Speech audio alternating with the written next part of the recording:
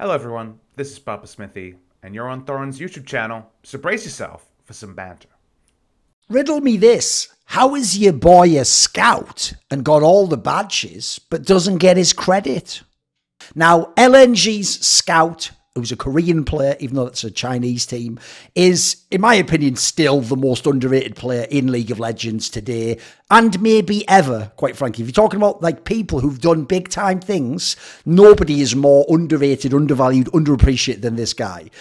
If you really look at his resume, find me another player with a resume like this, playing a main carry role like mid lane, who can fly under the radar somehow, who can be like the MVP of both splits in a year and already be a multiple-time league champion, world champion, has been all-pro first team, and yet can come into a Worlds like this and people won't even say he's top 2 mid, right? Because Knight and Chovy exist. They're more flashy, they're bigger names, they're the ones people want to see win. In fact, that's the thing I'd say about Scout is, he's a guy where one of the reasons I think he's underappreciated is not only people not give him his due for how good he is and how great he is and how amazing his career's been and even his longevity, but I think he's actually someone people don't want to win. He's actually in that sort of Larson, Froggen category where they think his style is boring or the champions he plays are boring, he's not exciting enough, he doesn't have the same name power, the same vibrancy to him. But if you like world-class League of Legends and people with a very high floor, excellent consistency, years of this guy's one of the all-time greats, one of the best to ever do it from his position. Even though this guy is a reigning MVP back-to-back of the LPL this year, he didn't even get all first team pro in the LPL in the summer, despite being the MVP. This guy is that underrated. He had won 2 LPL titles before he ever was voted first or second team all LPL. That's how hard it is to get credit if you are Scout. You're already a 2-time champion before they'll even let you be considered the second best mid laner in a split. He toppled to win his titles, by the way, some mega legendary players. Like, we're talking about the greatest players of all time. Uzi, Mata, Xiaohu, Doinby, Canyon, Showmaker. These are the people he's beating in finals to take those trophies. So that's one of the things that I have to say I really fuck with about the career of Scout. Whereas some of those names I mentioned in the West, like Froggen, like Larson, they haven't had as much in terms of the raw success in the trophy cabinet. What's cool about Scout is he's an example of someone who might have that more like boring style or not get the same fan appeal. But he's just forced his way in the conversation. He's just made it so that you have to take note in the sense that he just keeps stacking championships, titles, and this is over many years. If you don't know, he won his first title in 2016 in the LPL. He won Worlds in 2021, and he's the MVP twice now in 2023. So what a fantastic career. And also, when you know his story, as we'll get to in a minute, about how he's essentially the protege of Faker, it's crazy to me. This guy isn't one of the most famous players to ever play League of Legends and already someone who should be considered like potentially a top 10 player of all time. Because if you look at his resume, like I said, is bonkers. So he is a 3-time LPL champion. He won in 2016 in the summer, where in the finals they beat Uzi and Matters Royal Never Give Up team. In 2016, he won the summer split of the LPL, where he beat Uzi's RNG this time. Obviously, he had Xiaohu. In 2021, he won summer over FPX, which was Doinby, of course, and Tian and all those other guys. So here's the thing. If Xiaohu is the king of spring, which is the title I think he should now have instead of Darda, because Darda it's a million years ago and he only won 2 titles. Xiaohu's won a bazillion, it feels like. Then Scout should be like, I don't know, the Sultan of summer or something. He's won 3 titles. They're all in the summer. So his narrative, whereas like the Xiaohu one is like, win spring, win MSI, don't win Worlds. Scouts is win summer, win or go to Worlds, and in one time he has actually won Worlds. So pretty cool storyline, right? He is a 5-time LPL finalist because he won the 3. Obviously, he obviously made it to the 3 finals that he won, but then he also made it to the spring finals in 2018 and lost, and he made it to the summer finals, the most recent finals this year, 2023. He has 6 times attended Worlds. 3 times he had to win the regional to do it. I've always thought that's actually a pretty hard but legit way to do it. 1 time he won Worlds In 2021, he won Worlds, beating, by the way, the damn one Dynasty in the final. People were, after that semi-final, people forget this. They were talking about how, like, Canyon and Showmaker were maybe the best ever to play their roles. And, like, this might be, like, the greatest team ever in League of Legends history. And then his team, Scouts, beat them in the final and took the world title from them. In total, of those 6 Worlds appearances, obviously one hasn't happened yet, 4 times he has made it to the quarterfinals or better. So in general, like, what a phenomenal resume, right? Then let's go to individual awards. 2-time LPL MVP, back-to-back, obviously this year, spring and summer. He won the most Player of the Game awards, which admittedly, they're a bit more scoffed, they're a bit more tenuous, right? But he won the most of them in the summer of 2017, where he also then went on to win the split after that. But they gave Xiaohu the MVP that time, who had actually won one less Player of the Game. And also, when they do that like weekly All-Pro in the LPL, Scout was weekly All-Pro 4 of the 10 weeks for mid lane, and Xiaohu only 3. So each time Xiaohu's one less, but because Xiaohu's more established, because Xiaohu's already a bigger name, and quite frankly, is Chinese, and that does play into it, by the way. Xiaohu got to be the MVP, even though, by the way, all RNG did is win 1 extra game, and this is back when they had the group system in the LPL, and actually EDG and RNG were in different groups, so it's not even like it's because of a head-to-head competition. It's like some Premier League jazz. Like, this just shows you, in my opinion, how you have to just, everything has to be in your favour before you can ever get your due if you're someone like Scout. He's someone who, when he was in the finals of the 2021, it was season 11, he was actually the MVP of the finals that he won that time. He was the MVP of the finals that he won at Worlds. Admittedly, I think that should really just get rid of that. That should just be playoffs, final MVP, and so you probably wouldn't give it to Scout. You'd probably give it to like JJ or something, wouldn't you, for like an epic run out of nowhere, or Viper for just being better, but to be fair, that wasn't really the ADC meta. He has twice been all LPL All-Pro first team. I mean, bizarrely, not in a split where he's the MVP. It's season 11 spring, he was first team, and then this year, season 13 spring. By the way, this is how much it took this year to get LPL all first team. He was 6 out of 10 weeks awarded mid laner of the LPL. 6 out of 10.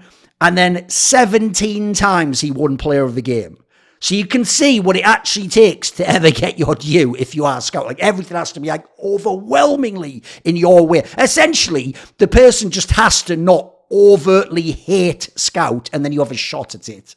Then he made the LPL All-Pro second team this split, even though he won the MVP. By the way, he not only won the MVP this split, he had 14 Player of the Game awards, whereas Knight, who got first team All-Pro, had 4. Again, these are like tenuous things, but like logically, what do you think Kanavi, Ruler, give me a break? Like, do you know what I mean? Like, the whole point of these awards is to give it to the best player, the one who played the best. Like, Knight might be a better mid laner than Scout, but did he play better in the split? Did he? Fuck. But it just shows you what it's like in the world of someone like Scout. He has made twice the All-Pro third team of the LPL in season 8 spring, so 2018 he made it, and last year, season 12 spring. By the way, again, you can make third team All-Pro in the LPL if you Scout, after already being a multiple-time champion, Worlds winner. In fact, you're the reigning world champion at this point in time. Win 11 Player of the Game awards, the most in the whole LPL for the spring split of last year, and still get voted just third team give me a break. Give me a break. Like, it's not like this guy's on super teams, you know. In fact, I'll talk in a minute about some of the teams he was on, but he wasn't on super teams. He was never supposed to be the one that won. There's basically almost never a split ever he's supposed to be the champion. He was never meant to be the world champion.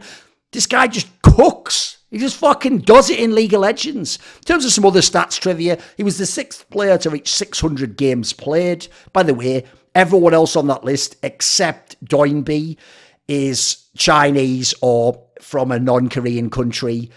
He was the 4th player in the LPL to reach 2,500 kills. Only Uzi, Rookie, and Zhao who had done that. Like, you can see the sort of level that this guy's at. Like, there's some very, very great players who played in the LPL. if you look at the narrative of the career of Scout, it's even more ridiculous to me that like no one seems to care. No one's actually, they're like sort of care now because he's the MVP and they're seeing, I mean, there's just an overwhelming number of games where he's just carrying no matter who his teammates are. And obviously now he's a multiple time champion, MVP and world's winner. Yeah, guess what? You'll notice with fans, the really dense ones with no eye test, they never ever get convinced by the eye test because they don't have one. What happens is eventually every other metric sort of screams like crazy neon lights and skywriting, like, look, this guy must be good. And then they go, yeah, I think he's good and always was. And they never said that bloody a single time before. So if people don't know, the craziest part is the like start of the Scout story. It's like an anime because if people don't know, this guy is the true protege / replacement for Faker that could have been, but SKT chose not to. A little detail I'll just clear up here. Some people, I think, who are more modern day fans get really lost in the weeds on the whole Easy Hoon Faker thing from season 5 when LCK began and they combined the two SKT teams because every org had to get rid of the sister teams. And initially, they had Easy Hoon and they had Faker, and famously, they began playing Easy Hoon instead of Faker, including in the finals when they won, and they would sort of bring Faker in as the final boss when they needed to save them, and that's actually part of how they scoffed that Worlds in 2015. But I think some people mistake it and think that that means Easy Hoon was the first of sort of the understudies of Faker, and that he just temporarily replaced Faker while Faker was figuring out Azir. And then after that, he, left. Faker came back, was in his prime, and then obviously Easy Hoon went to China. No. Easy Hoon was already a player the entire time in OGN/LCK. If people don't know, he was actually a peer of Faker's. Like, he was on MVP Blue in that first ever game where, not first ever game, it was one of the earliest games where Faker famously did the insane LeBlanc game and MVP Blue surrendered. That was the one where he was on MVP Blue with Deft, and he was already an established player. He was just this boring ass mid laner.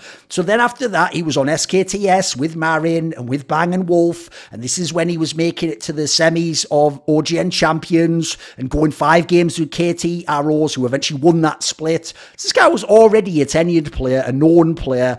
And so, in my opinion, like, they missed that, like, it's Easy Hoon who was the guy who just temporarily replaced Faker.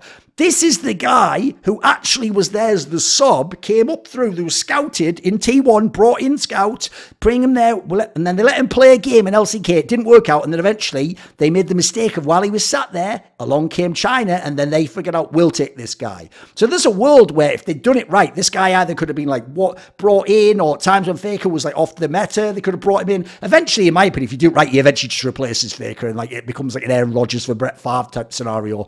So if you go back, and by the way, just as an aside, it's insane to me to this day they haven't done anything about Scout from Riot. They've never made just a proper feature about the fact that he has this former relationship with Faker and T1. They didn't do it in the Worlds where they were both going to the semis. They haven't done it since he's won Worlds and Faker's won Worlds. But they just don't seem to care about this story. Even Riot underappreciates and undervalues Scout and what the fuck he's done. So in 2015, he was a guy who got to the top of Korean solo queue.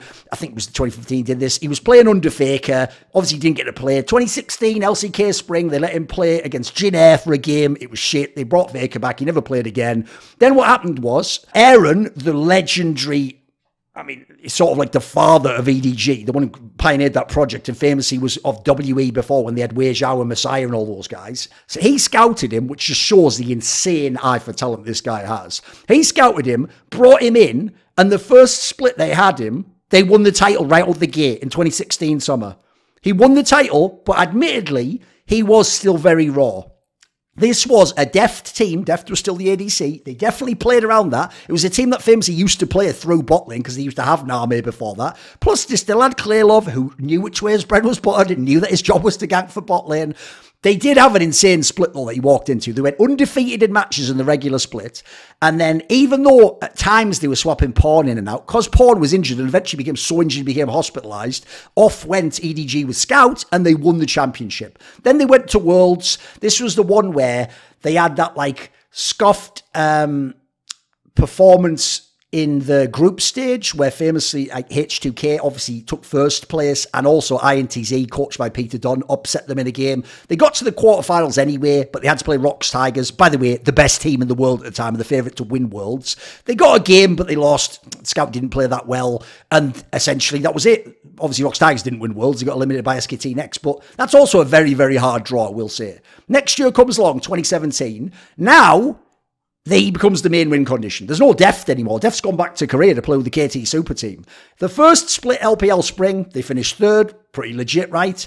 This team used to be about bot lane, but now it is just about mid lane and specifically Scout. Now suddenly the game is get Scout ahead in lane and then let him pressure side lanes. Like, it's all about Scout being ahead. And it works. The formula works. They get to the summer final again, and they win again. This time they beat RNG in the summer final after going down 0-2. And when they win the final, which has Uzi in, by the way, your fucking god of ADC, your prime Uzi, peak Uzi, guess who gets MVP of the series? It's my boy Scout. He gets the championship. By the way, Uzi had never won LPL at this point in time. Scout's just got his second title, and he's just got a finals MVP. Who was the ADC at this point? If there's no Deft, this is when he had iBoy, who, by the way, was a talent. Problem is, he had a little bit of a Jackie Love type int quality to him. So he was certainly a decent enough player, but he could also throw away games.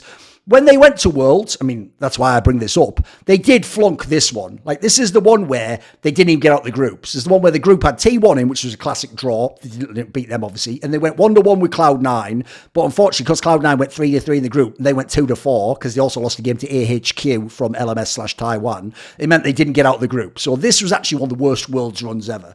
2018 comes along, obviously the RNG year, where they did everything except win Worlds. They were on for the Grand Slam. Still made it to a spring final, makes another final. Third final in 3 years in the LPL. This was when he had Ray as his top laner. The mouse guy had fucked off already.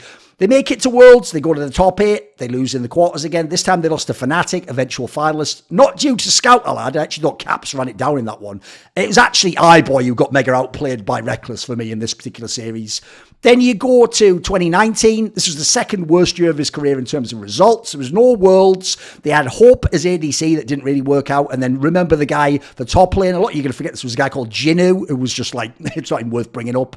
2020 was the worst year of results because they were trying all sorts of players. They tried the Junjia guy who now plays in like PCS. He was all right. JJ was still very raw at the time, had not yet become the player that would eventually win Worlds. Top lane was a joke. It was like the EOD and fucking Zhao Jiang or whatever, isn't it? None of those guys were going to work out long term. 2021 on paper is the best year because this is when you get Viper as ADC, an absolute stud player. By the way, I love combos like that, like super explosive, aggressive player and really consistent farm mid player, especially if mid and ADC is a great combo in this sense. This one worked awesome. And then top lane, veteran player Flandre, former carry top, who, by the way, as you saw at Worlds, it was mainly on Graves, but really did an awesome job in those matchups in the playoffs. In the spring split, they finished third. In the summer, they won. They went to Worlds. They won at Worlds as well. So you look at who they even played at Worlds as well, by the way. In the quarters, they played RNG, the MSI champions, beat them. In the semis, they played Gen G, but that was just whatever. They were just all right at that time. In the finals, they played Dam1, who, by the way, were not only like the LCK champ. As I said earlier, people were talking about them like this was going to maybe be the best year in League of Legends history. This was the greatest team in League of Legends history. Canyon is the best jungler in League of Legends history. Showmaker is the best mid laner, and they are the best jungle mid in show. Oh, and by the way, who was top lane? Your boy Khan, who already had like 6 LCK championships slash domestic championships, and was just looking for Worlds to sort of complete the deck, as it were, and finally have like an amazing resume. So these are... You know, if this is an anime, they're supposed to win. If this is wrestling, Dam1's supposed to win. If this is anything to do with like marketing and story writing, Dam1 wins, but they don't, do they? Instead, EDG wins, Scout wins. By the way, that's the only time EDG's ever won Worlds, despite like they had Name and a team that won loads of domestic championships. They had Deft and a team that won domestic championships. They even won MSI along the way, but they'd never had a win until your boy Scout was there and he got it done. Admittedly, with the help of people like JJ, Flandre, Mako, legendary shot caller, by the way. That's one of the factors I'll never say about Scout. He definitely doesn't have to call the whole game. He's got one of the best minds in the game ever from Chinese League of Legends, and obviously he had Viper as ADC. Then you go to last year. Wasn't that great a year. It was a top 8 finish for spring, but whatever. Then it was third place in summer. They got to Worlds, but they just made top 8 because if you remember, they lost in 5 games to DRX in that insane one where Deft got wrecked by the inhibitor, but DRX still prevailed somehow and won. I actually think if they win that one, I'd love to have seen that Gen G versus EDG semi-final, Chovy versus Scout. We didn't get it, alas. And obviously, even Chovy ended up losing. And DRX won Worlds that time. This year, they were 5th to 6th was LNG, swapped over to LNG. LNG was 5th to 6th in spring, which is like whatever. And unfortunately, they got upset in the playoffs. Then the opposite. Coming into summer, because in theory at the time, LNG was supposed to be like a true contender to maybe like make the finals or win the title, but they blew spring.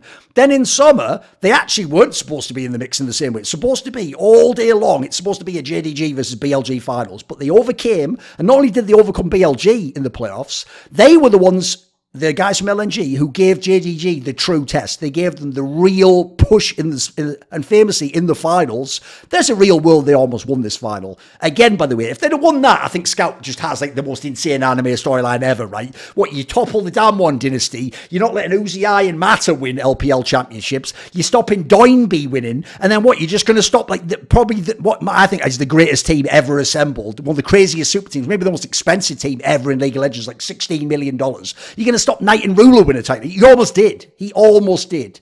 So the thing is, as I said earlier on, this is one of those guys where, in my opinion, he only can win in the sense of with people, like getting his credit, when his team just lifts a trophy and it's just blatant he's the best. Or every game he's just like 1v9 in the whole game, or he's the clear best player. Like, in my opinion, the reason he won the MVPs this year isn't because he's a world champion, is excellent player. I think it's actually because since JDG has a super team and people think every player is contending for best in the world at their role, or best in the LPL, or top 3 in the world, or whatever, I think people understand that they're not working with the same talent on LNG, and so he must be doing some of this, right? So as I said, like the Larsons and Froggins of the world, he'll always be somewhat underrated. He always will be. I actually think Zhao, who used to occupy this spot, but the difference is when he swapped to top lane and then won more MSIs and won without Uzi, I think people finally clued in again. Maybe this guy's really good, actually. Also, let's be real. If you look at the style of play, yes, Scout is more the mage mid laner. Like, this is a guy where you think of him, you think of Azir, Syndra, LeBlanc, Oriana, Ryze, Talia. He's actually pretty good. Talia, Victor, Lissandra. Yeah, the boring mage mid laners, right? But the thing is, because he's a very skilled player and he's the main win condition, this guy can pop out the ones you like to see, the big players. He can pop out a Silas, a Jace. If you want a random one, go back to the summer split that he won in 2021, season 11, before Worlds. He played 7 Lee Sin games and they won all of them. Lee Sin mid lane. Yeah, you heard me. So to me, this guy should be such a big deal in League of Legends. He is a world champion. He is the protege of Faker. He is a multiple-time MVP of the best league in the world. He has had an absurdly long and consistent career with all his teammates changing out multiple times over, with the exception of Mako at support. The floor of his career is amazing. He can play with seemingly anyone as his teammate. I just hope at some point in his career, he returns to Korea. It was rumoured he was going to last year, and just wins some titles on a Korean team. I actually think, by the way, the coolest narrative would be that eventually Faker decides to no longer play. Maybe he becomes coach at T1, and back comes Scout. And look, I won't say he's the prodigal son, because he went off and won Worlds and a bunch of titles and MVPs without T1. So it's not like he was slumming it, was he? But it'd be kind of cool that, like, they let him go and they missed their opportunity to really groom him into the next Faker. And then he comes back later when Faker truly can't win from mid anymore, and then wins, let's say, a Worlds and bunch of LCK titles under T1. Wouldn't that be a really awesome sort of capper to the story? And it would also connect back to where it all began. And he's even, quite frankly, you look at the vein of the type of player he is, if you were talking about post-peak Faker, he's even more of a Faker-style player, right? The types of champions he's playing. Let's look at where Scout is yet again. So he's attending a Worlds he maybe wasn't supposed to, and no one thinks he should win. Yeah, I've heard that before. Oh, people tell me there's better mid lanes. No, it's not now Faker and Rajcula. No, now it's Knight and it's Chovy. They're better than him. Yeah, here's the thing. If you're Scout, you don't care, mate. This is just another day at the office. You've been told these things your whole life. The question just is, do you win? If you win and you lift the trophy, they got to give you some of that credit, right? For many years of my career in esports, it really was just me. I did it all. I was the one person driving myself forwards. I didn't have people around me to help me. But actually, one thing I've learned over the years is the value of a support network. And mine is, of course, the Skrilluminati, my Patreon community. So this video, like many on my channel, was made possible by Ahmed Hadjou, Frisky, Matt Pugnatio Rajcula, Animosity, Bot Pounder 420, Jensen Goh, Tobias Bernasconi, Tosh, Thooorin, and as always, you know it. A special thanks goes out to Jerky's Minion. Would you like to suggest a topic or a guest for my content? Do you want to ask a question for my regular AMA? Do you want to find out teasers? Who are the guests for the upcoming interviews? I often do. Maybe you want to be part of those long discussions where we can talk about whatever you want in esports. Well, if any of those tickle your fancy, put your money where your mouth is and join the Skilluminati today. Support my content via the Patreon link in the description box below.